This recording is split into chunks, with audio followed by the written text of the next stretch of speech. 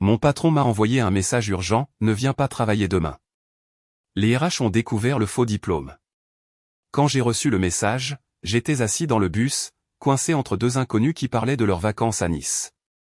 Mon téléphone vibrait dans ma poche, et cette vibration anodine a suffi à faire basculer tout ce que j'avais construit.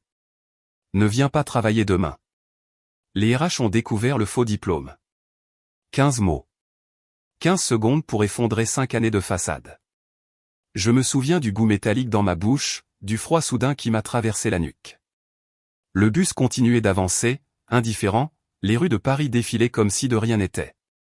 Les passants, les vitrines, les feux rouges. Tout semblait parfaitement normal, sauf moi. J'étais suspendu dans une bulle silencieuse, incapable de respirer vraiment. 5 ans plus tôt, j'avais falsifié un diplôme d'ingénieur. Pas par ambition démesurée, mais par peur.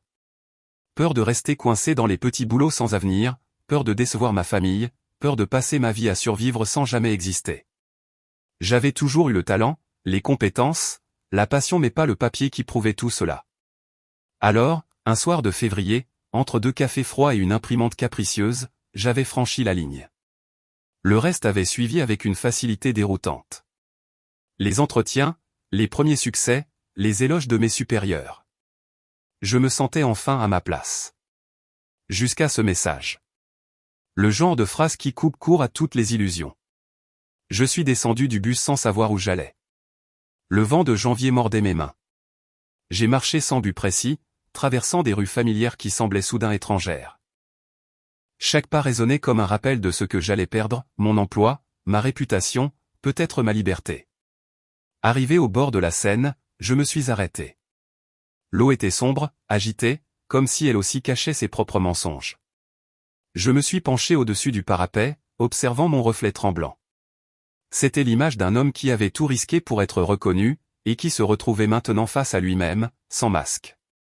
Je n'ai pas répondu au message. Il n'y avait rien à dire. Le silence était plus lourd que n'importe quelle excuse. Ce soir-là, j'ai compris que la vérité finit toujours par remonter, comme une bulle dans l'eau trouble. Et qu'on ne peut pas construire sa vie sur une illusion, aussi brillante soit-elle. Je ne sais pas encore ce que je ferai demain. Peut-être que je retournerai là où tout a commencé.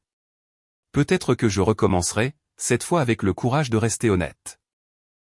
Mais une chose est sûre, le mensonge que j'ai créé pour survivre m'a finalement appris ce que signifie vraiment vivre.